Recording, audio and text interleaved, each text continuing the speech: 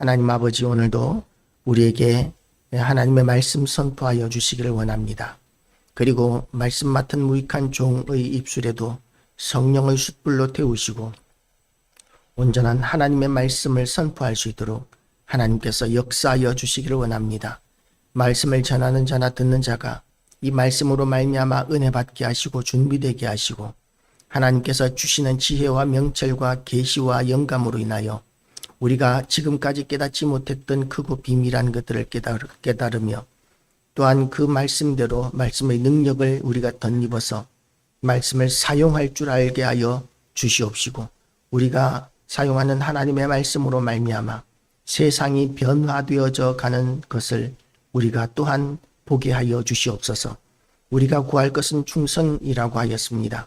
믿는 자의 구할 것이 충성이라고 할지라도 하나님 아버지, 우리는 그 결과가 나타나지 않으면 쉽게 실망하거나 낭망하기가 쉽사오니 하나님 아버지, 속히 역사하셔서 우리가 하나님 앞에 충성하는 것이 더욱더 충성되어지게 하여 주시되 아버지여, 또한 우리가 충성하는 것에 열매들도 우리가 볼 수 있는 은혜와 복을 허락하여 주시기를 원합니다. 우리의 모든 기도에 또한 능력도 더하여 주셔서 우리의 기도를 통하여 나라가 움직이는 것, 변화되어지는 것, 하늘이 움직이고 땅이 움직이는 것들을 하나님께서 약속하셨사오니 하나님 아버지, 우리의 기도를 통하여 그런 역사들이 이 나라 위에 일어나게 하여 주시고 교회 위에 일어나게 하시고 우리의 가정과 사업장이 일어나게 하여 주시고 또한 모든 선교지마다 일어나게 하여 주셔서 우리의 기도가 참으로 능력이 있다는 확고한 믿음이 우리에게 더욱더 견고해지게 하여 주시고 우리 모든 심령들이 하나님 앞에 기도의 사람으로 거듭나게 하여 주시기를 원합니다. 오늘도 하나님께서 우리의 예배를 통하여 온전히 영광 홀로 받으시기를 원하옵고 예수 그리스도 이름으로 기도드리옵나이다. 아멘. 할렐루야. 하나님의 은혜가 오늘도 우리 모두에게 가득하시기를 주님의 이름으로 축복합니다. 시내에는 지금 차가 많이 줄어들었을 정도로 많은 사람들이 휴가를 간 것 같아요. 지금 8월 3일이면 휴가의 피크라고 할 수 있습니다. 하필이면 근데 태풍이 올라온다고 그래서 이제 며칠 동안 이제 비바람이 몰아치고 그렇게 될 것 같습니다. 어쨌든 더위에도 또한 비바람에도 우리가 잘 대비들을 하셔서 피해가 없으시기를 바랍니다. 나의 고난을 보시고 나를 건지소서. 내가 주의 율법을 잊지 아니함이니이다. 오늘 이 시편은 하나님의 말씀을 절대적으로 신뢰하는 한 기도자의 기도입니다. 이 시편 119편은 성경 중에서 가장 긴 장이라고 이렇게 우리가 익히 알고 있는 장입니다. 얼마나 긴지 176절이나 되는 아주 엄청난 분량의 한 장입니다. 그 중에서 이제 한 절을 보는데 보통 시편을 보는 원칙은 뭐냐 하면 한 장씩 보는 게 원칙이에요. 한 장씩 보는 게 원칙인데 시편 119편을 이렇게 한 번만에 설교하려고 그러면 그야말로 성경 읽고 나면 이제 예배 시간이 마칠 정도로 그렇게 좀 과장하면 그렇다는 거예요. 그렇게 분량이 많은 부분이 이 시편 119편입니다. 이 시편의 기자는 아주 하나님 앞에 열심으로 기도하는 기도의 사람인 것 같습니다. 그런데 하나님 앞에 기도하는 이 기도의 근거가 뭐냐면 하나님은 진리이시다 하는 확고한 믿음과 지식이 있기 때문인 것이죠. 진리가 무엇입니까? 예수님께서는 진리를 알지니 진리가 너희를 자유케 하리라 고 이렇게 말씀하셨는데 진리가 무엇일까요? 세상 사람들은 많은 진리들을 주장합니다. 불교는 진리를 알아가는 것을 위해서, 진리를 알기 위해서 고행과 수행이라는 것을 사용합니다. 평생 동안 그 진리를 깨닫기 위해서 고행을 하는데 어느 누구도 진리를 깨달았다는 그런 것은 근거는 없습니다.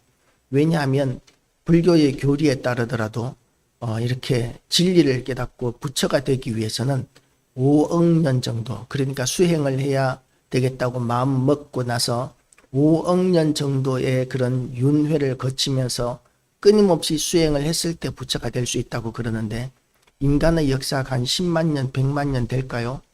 그러니까 이 세상에서 그렇게 부처가 되어야 되겠다라고 생각하고 수행을 시작할 수 있는 사람은, 시작해서 5억 년을 채울 수 있는 사람은 세상에 한 사람도 없기 때문에 아무도 부처가 되지 못했다라는 것을 우리는 불교의 교리에 따라서도 인정할 수 있게 되는 것이죠.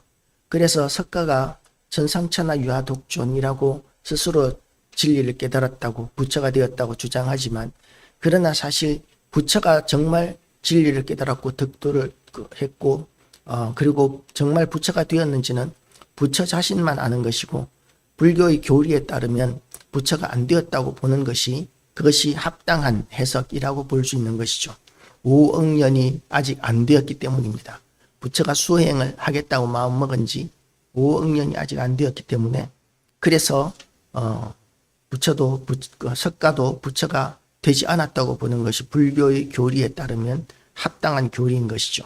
그런데 기독교는 어떠냐 하면 진리를, 하나님의 말씀이 진리다 라고 이렇게 너무나 쉽게 우리에게 다가오고 있습니다.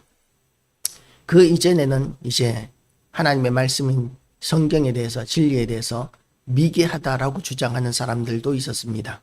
세상에는 수많은 신들이 있는데 어떻게 여호와 하나님만 유일한 신이라고 주장하느냐, 이것은 미련하기 짝이 없다 라고 이렇게 주장하던 시대, 그런 시대가 그런 생각을 하는 사람들이 세계를 지배하던 팍스 로마의 문화였었고, 그래서 기독교 신앙을 가지는 것은 참으로 어려운 일이었었습니다. 왜냐하면 세계의 주류와 맞지 않았기 때문에 그렇습니다. 지금 이 시대에도 마찬가지입니다. 절대적인 진리는 없다라고 이렇게 주장하는 사람도 있습니다.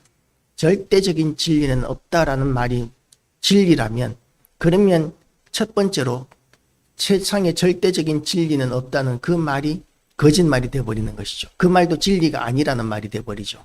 그렇죠? 그러니까 세상에 진리가 없다는 말도 진리가 아니고, 세상에 어떤 것들이 진리다라고 이렇게 주장하는 수많은 주장들이 있지만, 그리고 수많은 철학들이 있지만, 진리를 깨닫는 데 있어서는 그야말로 사람들의 지혜로는 깨닫지 못하는 한계가 있습니다. 우리가 유교를 진리로, 하늘의 도라고 이렇게 생각하는 문화를 가지고 있습니다. 유교도 마찬가지입니다. 유교도 어떤 사람이 쓴 책에 보면 공자가 죽어야 나라가 산다 라는 그런 책을 읽은 적이 있는데요. 유교도 결국은 뭐냐면 통치 이념일 뿐이라는 것이죠.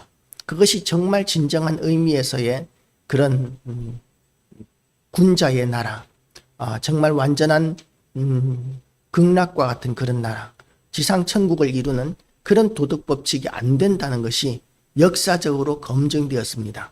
무조건 이렇게 하늘이 질서를 내었기 때문에 그 신분의 벽은 신분을 인정해야 하고, 양반에게는 특권이 주어져야 하고, 그렇게 유교적인 질서를 이렇게 주장했을 때, 그런 통치 이념에 따라서 조선시대에 500년의 역사가 이어졌었지만, 그 결과로 우리나라 조선은 지극히 가난한 나라가 되었었고, 그리고 그 지극히 가난한 가운데서 그 나라의 지도층인 양반들은 지지리도 가난하게 짝이 없는 양민들, 하층민들의 그 조그만한 수고의 열매들을 그야말로 약탈하듯이 빼앗아 먹는 그런 특권들을 양반들이 가지고 있었던 것이죠.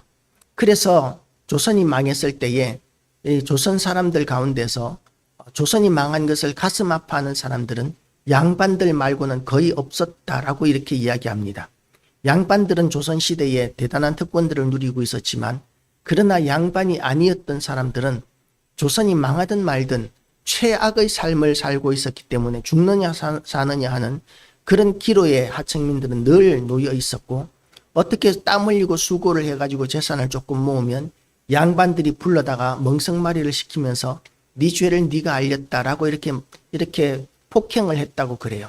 그래서 재산을 전부 다 바치겠습니다라는 말이 나올 때까지 그렇게 이제 멍석말이를 시키고 그렇게 약탈을 했던 것이 양반들의 그런 재산을 축적하는 방법이었고, 그래서 조선시대가 망하고 일제강점기가 되었을 때 우리 민족 역사에 비극이기는 하지만 일제가 우리나라를 먹는다 할지라도 하층민들은 조선이 망하는 것에 대해서 그렇게 가슴 아파하는 사람들이 없었다는 역사적인 기록도 주장도 있다는 것이 사실입니다.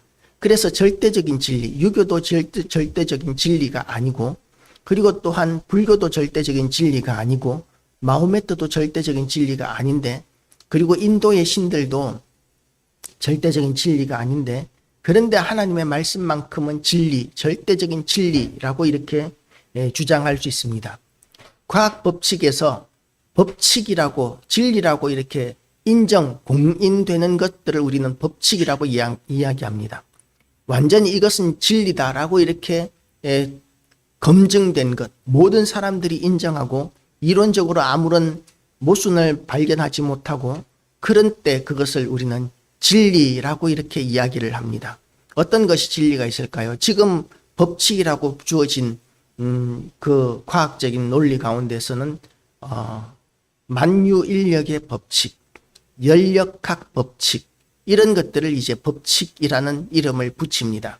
그런데 그런 것들도 예외적인 상황들이 발생하게 되는 것이죠. 왜냐하면 인간의 과학이 발달하면 발달할수록 전혀 알지 못했던 새로운 사실들이 발견이 되고, 그러면서 그 지금까지 법칙이라고 주장했던, 진리라고 주장했던 것들에 대한 예외적인 상황들이 끊임없이 발견되어져 오고 있기 때문에 그렇습니다. 그래서 예전에는 태양이 지구를 도는 것으로 생각을 했었습니다. 그것이 법칙인 줄 알았는데, 진리인 줄 알았는데, 그런데 지금 우리가 태양이 지구를 돈다고 생각하는 사람이 얼마나 되겠습니까? 모든 근거들을 볼 때에 사실은 지구가 태양을 도는 것이 맞는 것이죠. 태양을 지구가 돌릴 만큼 지구는 덩치도 크지도 않고 그렇게 무게도 나가지 않습니다. 그리고 이 지구가 수억 년 동안 이렇게 태양의 주변을 돌면서 이렇게 우리가 생존할 수 있고 번성할 수 있는, 사람이 살 수 있고 생물이 살 수 있는 이런 존재로 있는 이유가 뭐냐면 정확하게 하나님께서 그렇게 만들어 놓으셨기 때문입니다. 왜냐하면 지구가 조금만 더 커서 무게가 더 나간다면 그러면 어떤 현상이 생기느냐 하면 그 우주의 그런 유성이라든지 이런 것들의 그 공격, 그러니까 유성이 떨어지는 그런 빈도가 훨씬 높아지게 되고, 그래서 지구에는 생물이 살 수 없는 그런 엄청난 파괴가 끊임없이 일어나게 될 것이라고 생각을 합니다. 그러면 지구의 무게가 좀 줄어들면 어떻게 되느냐, 지금보다 조금 줄어들면 어떻게 되느냐 하면 지구의 대기가 우주로 날아가 버리고 물도 수분도 다 날아가 버리고, 그래서 생물이 살 수 없는 그런 별이 되어 버린다라고 이렇게 이야기들을 합니다. 그러니까 지구가 사람이 살 수 있고 생물이 살 수 있는 정확한 위치에서, 또 태양과의 거리도 정확하게 생물이 살 수 있는 그런 위치에서 또한 정확한 속도로 그렇게 돌고 있기 때문에, 그리고 또한 지구 말고도 토성이나 목성이나 이런 별들이, 이런 위성들이 끊임없이 우주에서 날아오는 그런 유성들을 지구에 떨어지지 않게 막아주고 있기 때문에, 그래서 지구가 안전하게 지금까지도 생존할 수 있었고 우리가 번성할 수 있었다라는 것이죠. 우연히 한두 개가 아닙니다. 하나님께서 만들어 놓지 않으셨다면, 그러면 지구가 이렇게 정확한 위치에 정확한 크기로 정확한 이런 움직임들을 해나가면서 그렇게 수많은 생물들이 번성할 수 있는, 별이 될 수 있는 그런 설명이 안 되는 거예요. 한두 가지 우연히 겹치는 것이 아닙니다. 그리고 세포가 하나 만들어지는 데 있어서도, 생물이 하나 만들어지는 데 있어서도 이것은 연력학 법칙으로, 우리가 법칙이라고 주장하는 연력학 법칙, 모든 것들을, 이 세상의 모든 만물을 연력학 법칙으로 설명할 수 있다라고 이렇게 생각했기 때문에 법칙이라는 이름까지 붙였지만, 그런 것으로 설명할 수 없는 것이 생명이라는 것이죠. 생명은 연력학 법칙으로 설명할 수 없습니다. 왜냐하면 연력학 법칙이라는 것은 불안정한 상태에 있는 모든 것들은 안정된 상태로 가고자 하는 그런 성질을 가진다라고 되어 있거든요. 그런데 불안정한 상태라는 것은 어떤 것이냐면 건물을 이렇게 세워놓으면 이것은 불안정한 상태이고, 안정한 상태라는 것은 완전히 무너져서 모래사장과 같은 그런 상태가 되었을 때를 이렇게 완전한 상태라고, 이렇게 안정된 상태라고 이야기합니다. 그럼 건물을 세워놓으면 영원히 그렇게 존재하면 그것을 안정된 상태라고 이야기할 수 있겠지만, 세월이 지나가면 무너지게 되어 있는 것이죠. 얼마 전에서도 어디선가 건물이 50몇 년 된 건물이 무너졌다고 이렇게 뉴스에 나왔던데요. 지붕이 갑자기 내려앉았는데 그 건물이 50몇 년 되었기 때문에 그래서 무너졌대요. 그렇게 무너지게 되는 것, 이것이 연력학 법칙입니다. 모든 것은 불안정한 상태에 있기 때문이라는 것이죠. 그런데도 불구하고 생명이라는 것은 어떻습니까? 끊임없이 생육해 나가는데 이 생명은 너무나 불안전한 상태에 있는 거예요. 사람이 살아서 움직인다는 것이 얼마나 불안정한 상태에 있는 것인지 모릅니다. 그러면 이 생명작용은 어떤 식으로 가야 연력하게 맞느냐 하면 점점 더 퇴화되어져 가야 되는 거예요. 사람의 숫자는 인구는 점점 줄어들고 생명들은 점점 더 줄어들고, 그렇게 세상은 자꾸만 소멸되어져 가야 하는데, 조금만 빈틈이 생기면 보도블록을 깔아놓은 데서도, 그리고 또한 이 도로 경계석에 살짝 그렇게 모여있는 먼지들을 이용해서도 씨앗들이 살아나고 이렇게 뿌리를 내리는 이런 모습들을 우리는 끊임없이 보고 있는 것이죠. 우리 교회 앞에 입구에도 보면 이 시멘트로 이렇게 다 포장이 되어 있는데도 불구하고 그 틈바구니에서 풀 두 포기가 이렇게 자라고 있잖아요. 그죠? 들어오면서 보면, 야, 신기하다. 뭐 그런 마음이 들 정도로 그야말로 이 식물이 살 수 없는 그런 공간인데도 불구하고 얼마나 끈질긴 생명력을 가지고 있는데, 그런데 그것은 연력학 법칙으로 설명이 안 됩니다. 그렇게 이 세상의 모든 것들은 진리라고 주장할 수 있는 것이 없는 거예요. 그런데 하나님께서는 진리이십니다. 하나님의 말씀은 1.1획도 오류가 없는 거예요. 모순이 없는 것입니다. 세상의 모든 진리라고 주장하는 것들에는 예외가 있습니다. 그런데 하나님의 말씀은 예외가 없습니다. 어떤 집사님이 저한테 그런 그 질문을 했었습니다. 그때 질문은 생각이 안 나는데, 그런데 이렇게 질문을 했었던 것 같아요. 성경 말씀과 그리고 우리의 현실은 다르지 않습니까? 라고 이렇게 이야기를 하는 거예요. 성경 말씀과 우리의 삶이 다른 것은, 이론과 현실이 다른 것과 마찬가지로 성경과 또한 우리의 삶은 다르지 않습니까? 라고 이렇게 이야기하는 것을 들은 적이 있습니다. 그런데 정말 그럴까요? 인간이 만들어낸 모든 이론들은 다 모순이 있고 예외가 있습니다. 그런데 하나님의 말씀은 완전한 말씀이에요. 예외가 없고 모순이 없습니다. 왜 그러냐 하면, 인간이 만든 이론들은 인간이 가지고 있는 지식의 한도 내에서 만들어낸 이론과 연구들이기 때문에 모르고 있는 부분들에 대한 설명과 해석이 안 되는 것이죠. 그런데 하나님은 천지 만물을 창조하시고 세상의 모든 질서들을 만드신 전지전능하신 분이시기 때문에 모순이 있을 수가 없습니다. 그래서 하나님의 말씀은 진리이신 것이죠.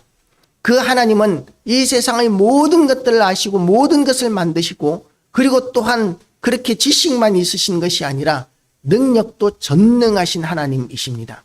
이 우주의 모든 것들을 만드신 분이시고 무엇이든지 하실 수 있는 분이시고, 하나님께서 이 세상의 모든 질서들을 만들어 놓으신 것은 하나님의 성품이 그곳에 투영되는 것이죠. 하나님은 질서의 하나님이시고, 그리고 또한 너무나 지혜로우신 하나님이시고 전능하신 하나님이신데, 그런데 하나님께서 만들어 놓으신 이 모든 질서들에 대하여서도 하나님은 초월하시는 하나님이신 것입니다. 하나님의 일반적인 성품은 이 모든 우주들을 만들어 놓으시고 보시기에 좋았더라고 이렇게 말씀하셨는데, 그렇다고 해서 하나님께서 만들어 놓으신 그 어떤 사물에 의해서도 절대로 구속되지 않는 분이 하나님이신 것이죠.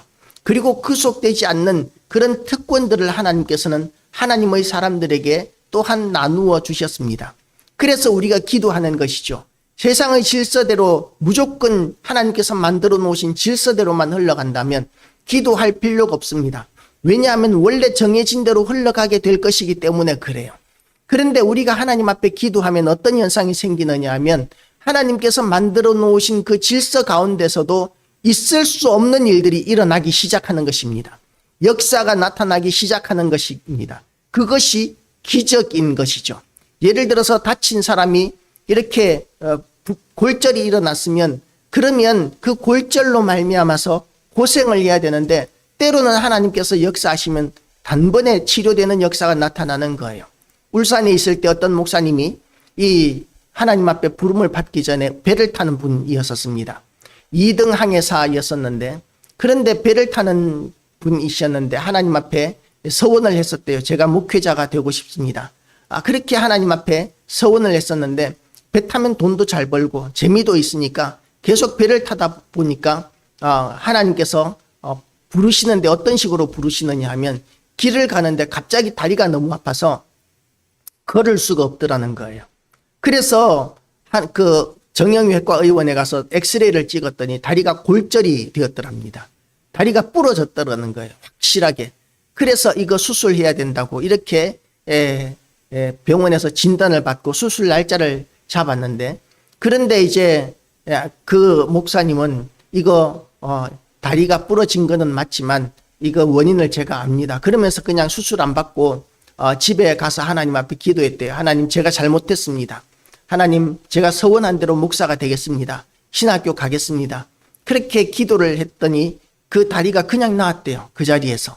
수술하지 않았는데 그냥 나았더라는 것이죠. 울산에서 직접 만났던 목사님입니다. 물론 그 목사님이 대단한 목회를 하고 있는 건 아니에요. 조그만한 그야말로 상가에서 이렇게 몇 명 되지 않는 교인들과 함께 목회하고 있는 분입니다. 대단한 목회자로 하나님께서 부르실 때에만 기적을 행하시는 것이 아니라 몇 명 되지 않는 목회자들을 부르실 때에도 하나님께서는 그렇게 엄청난 역사들을 하시는 것이죠. 자연의 질서대로라 그러면 순식간에 부러진 다리가 그렇게 낫는 일은 있을 수가 없는 일이죠. 그런데 하나님께서는 이런 자연의 질서를 넘어서는 전지전능하신 하나님이시고 그리고 또한 우리가 기도하면 그런 특별한 기적과 역사들이 얼마든지 나타나게 되는 것이죠. 암으로 말미암아서 사형 선고를 받은 살 날이 얼마 남지 않은 그런 사람들이 목회자에게 와서 기도를 받고 치료되고 나았다는 간증들은 수도 없이 셀 수도 없이 너무나 많이 있습니다. 그렇게 하나님은 우리가 기도하면 우리는 운명적으로 정해진 대로만 살아가도록 창조된 것이 아니라 기도를 통해서 하나님과 함께 이 날마다 새로운 삶을 살아갈 수 있는 그런 존재로 하나님께서는 우리를 만들어 놓으신 것이죠. 그래서 하나님은 절대적인 진리이십니다. 그리고 하나님의 말씀대로 우리가 살아갈 때에 우리는 그 말씀대로 살아가는 그 삶이 답답한 것이 아니에요. 하나님의 말씀 안에서 살아가는 삶이 진정으로 자유로운 삶이라는 것입니다. 예를 들어서 우리가 생전 모르는 곳에 떨어져 있습니다. 여기가 어딘지 모르겠습니다. 어디 가야 쉴 수가 있고 어디 가야 이렇게 어떻게 살 수 있는지 그런 것들을 전혀 알 수 없는 그런 광야 한가운데 사막 한가운데 우리가 갑자기 떨어졌다고 생각해 봅시다. 자, 거기에서 야 나는 이제 자유다 라고 이렇게 생각할 사람이 누가 있겠습니까? 온 사방에 나를 구속할 사람은 아무도 없습니다. 아무도 나를 해롭게 하지 않습니다. 그런데 문제가 뭐냐 하면 어디로 가야 될지 모르겠는 거예요. 그런데 그런 사람에게 예를 들어서 내비게이션을 하나 줘 봅시다. 내비게이션을 주면 이제 내비게이션은 목적지를 찍고 그러면 그 목적지를 따라가면 되는 것이죠. 나침반이 있다고 생각해 봅시다. 나침반을 보고 방향을 잡고 가면은 된다고 생각할 수 있습니다. 그래서 내비게이션이나 나침반을 가지고 이렇게 그 정해진 길로만 가는 정해진 방향으로만 가는 그런 인생살이가 그런 여행이 답답하다, 불편하다, 이거는 구속된 거야. 그렇게 주장하고 생각할 사람이 누가 있겠습니까?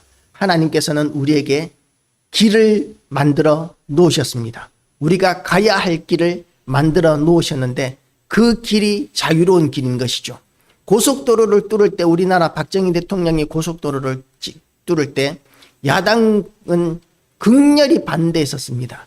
그야말로 고속도로를, 우리나라에서 고속도로에 차를 타고 다닐 사람이 몇 명이나 되겠느냐, 특권층을 위한 이거는 투자일 뿐이다, 그러면서 수많은 사람들이 반대를 했었습니다. 그런데 고속도로를 뚫고 나서 그 길을 통해서 우리나라 수많은 물류가 움직이고 경제 성장에 결정적인 기여를 했던 것이죠.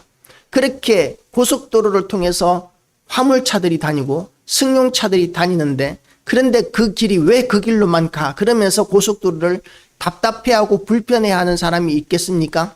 고속도로로 가면 훨씬 편하고 빨리 갈 수 있는데, 그런데 그 길에서 벗어날 수 없다는 것 때문에 답답해하고 힘들어하는 사람들이 누가 있겠습니까? 하나님께서는 우리에게 하나님께로 갈 수 있는 진리의 고속도로를 만들어 놓으셨습니다.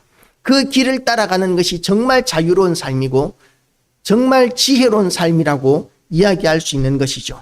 그리고 하나님께서 주신 그 진리의 말씀의 길은 우리를 생명으로 인도합니다. 내비게이션이 있으면 살아날 수 있는 사람이 길을 잃어서 사망하는 그런 경우들이 많이 있습니다. 산에서 길을 잃은 사람들은, 산에서 길을 잃고 사망한 사람들의 대부분이 보면 길을 잃어서 그래요. 어디로 가야 할지를 모르는 것입니다. 그래서 어떻게 죽느냐 하면, 우리나라 산들이 그렇게 크지가 않고 어디든지 내려오면, 그러면 도시가 있고 마을이 있고 얼마든지 살 수 있을 텐데, 길을 잃은 사람들을 보면 그 자리에서 뱅글뱅글 돈대요. 그래서 그렇게 몇 날 며칠을 돌고 돌아도 그래도 민가를 찾지 못하고, 그래서 이제 산에서 죽게 된다는 것이죠. 광야에서도 마찬가지라고 합니다. 광야나 사막에서 말라 죽는 사람들 대부분을 보면 그 사람들이 똑바로만 가면 사실은 살 수 있는 거리에 오아시스도 있고 마을도 있고 도시도 있고 나라도 있는데, 그런데 죽는 이유가 뭐냐면 똑바로 간다고 생각하고 열심히 가는데, 그런데 큰 원을 그리면서 돌고 있는 거예요. 같은 자리를, 한 자리를. 그렇게 한 자리를 돌고 있으니까 그 사람이 어떻게 살아날 수 있겠습니까? 하나님께서 만들어 놓으신 그 길, 내비게이션과 같은 그런 하나님의 인도하심이 있어야 우리는 살 수 있는데, 그거 없이 나 보기에 좋은 대로, 내가 생각하기에 옳은 대로만 살아가다가 보면, 그러면 우리는 같은 자리만 뺑글뺑글 돌면서 멸망해 가게 되는 것이죠. 우리가 하나님의 인도하심을 따라가는 것이 정말 지혜로운 삶이라는 것을 깨달아야 합니다. 그리고 그 하나님이 진리이시라는 것을, 또한 전능하신 진리이시라는 것을 인정할 때에 우리는 하나님 앞에 담대한 마음으로 확고한 믿음으로 기도할 수 있게 됩니다. 기도하면, 그러면 하나님께서 우리의 길을 인도하신다는 그런 믿음이 생기게 되는 것이죠. 신앙생활을 오래 하게 되면 누구든지 수많은 기적들을 경험하게 됩니다. 간증을 하라고 그러면 어떤 분들은 간증하고 싶어 해요. 그런데 간증을 우리가 쉽게 이렇게 허락하지 않는 이유가 뭐냐면, 자칫하면 하나님을 높이는 것이 아니라 자기 자랑이 되기 때문에 간증은 조심스러워하게 되는데요. 그런데 우리가 하나님 앞에 기도함으로 말미암아 하나님께서 역사해 주시고 응답해 주셨다는 그런 간증들은 교회를 오래 다니고 신앙생활을 오래 한 사람들에게 얼마나 많이 있습니까? 너무나 많이 있습니다. 왜냐하면 하나님은 우리의 기도를 들어주시는 분이시고, 말씀하신 것은 그대로 이루시는 하나님이시고, 그리고 또한 그 하나님의 말씀으로 우리를 자유롭게 하시는 분이시고 인도하시는 분이시기 때문에 하나님 앞에 우리는 기도할 수 있고, 그리고 또한 우리를 건지시는 하나님, 구원하시는 하나님이시기 때문에 우리는 길을 잃어도 앞이 보이지 않아도 절망하거나 좌절하거나 낭망하지 않을 수 있는 것이죠. 세상 사람들은 자기 힘으로 인생길을 헤쳐나가야 하는데, 그럴 때 절망하는 것이 뭐냐면 앞이 보이지 않을 때 절망하거나 좌절합니다. 미래가 보이지 않을 때, 그럴 때 절망하거나 좌절하게 되는 것이죠. 그래서 많은 사람들이 자살하기도 합니다. 자살할 때에 자살하다가 살아난 사람들의 이야기를 들어보면 내가 이것 때문에 자살한다 그러면서 예를 들어서 높은 곳에서 뛰어내렸을 때에 그때 떨어지는 그 짧은 순간에 어떤 생각이 드느냐 하면 자기가 가진 모든 문제들에 대한 문제들이 사실 별거 아니라는 생각이 든다는 거예요. 다 해결책이 있다는 그런 생각이 든다는 것이죠. 그런데 돌이킬 수 없는 것이 딱 한 가지가 있는데 그게 뭐냐면 위에서 떨어지는 그 상태에서 다시 뛰어내리지 않은 상태로 돌리는 것만큼은 할 수 없게 되기 때문에 그렇게 자살을 시도하는 사람들이 자살을 시도한 것을 그렇게 후회한다라는 그런 이야기를 들은 적이 있습니다. 세상 사람들은 그래요. 그렇지만 하나님을 믿는 사람들은 어떠냐 하면 하나님께서 우리를 인도하시고 지켜주시고 보호하시고 책임져 주시기 때문에 우리의 현실적인 앞이 보이지 않는 상황 가운데서도 하나님께서 다 알고 계셔. 나는 모르지만, 나는 이해할 수 없지만 그러나 하나님께서는 알고 계시고 우리를 책임져 주시고 인도하시고 보호하실 거야 하는 그런 믿음이 있기 때문에 우리는 어려운 상황 가운데서도 절망적인 상황 가운데서도 실망하거나 좌절하지 않고 또한 포기하지 않을 수 있는 것이죠. 하나님에 대한 확고한 지식을 가지게 되시기를 주님의 이름으로 축복합니다. 우리 하나님은 전지전능하신 하나님, 완전하신 진리의 하나님이실 뿐만 아니라 또한 우리의 기도를 들어주시는, 우리의 기도에 귀를 기울이시는 하나님이시고 우리의 기도를 통해서 위대한 일들을 행하시는 하나님이시고 수많은 기적을 우리를 통해서 우리에게 일으켜 주시는 하나님이십니다. 그 좋으신 하나님께 오늘도 우리가 확고한 믿음으로 나아가서 우리의 모든 답답한 문제들과 하나님께서 우리에게 주시는 모든 기도 제목들을 우리가 하나님 앞에 들고 나가서 기도하는 사람으로 우리가 거듭나게 되시기를 주님의 이름으로 축복합니다. 기도하시겠습니다. 우리가 기도하면 전능하신 하나님께서 우리의 기도를 들으시고 우리가 이해할 수 없고 상상할 수 없는 엄청나고 위대하신 일들을 이루어 나가시는 그런 수많은 기적의 삶들을 우리는 살아왔음을 하나님 앞에 고백합니다. 그리고 앞으로도 우리가 하나님 앞에 기도하면 하나님께서 우리의 기도를 들으시고 역사하실 것에 대한 확고한 믿음을 우리가 새롭게 재정립합니다. 하나님 아버지, 날마다 우리에게 성령을 부어주시고 은혜를 더하여 주셔서 진리이신 하나님의 말씀을 우리가 가까이 하게 하여 주시고 말씀을 붙들고 우리가 기도할 때에 하나님께서 하시는 위대한 일들이 우리를 통하여 세상 가운데 보여지게 하여 주시고 하나님이 전지전능하신 하나님이신 것과 우리를 향하여 우리를 사랑하시고 구원하실 모든 계획을 가지고 계시며 또한 하나님과 함께 우리가 앞이 보이지 않는 인생길이라 할지라도 하나님과 함께 나아갈 때에 우리가 결코 멸망하거나 길을 잃지 않으리라는 확고한 믿음을 가지게 하여 주시고 세상 가운데 그것을 전하게 하여 주시옵소서.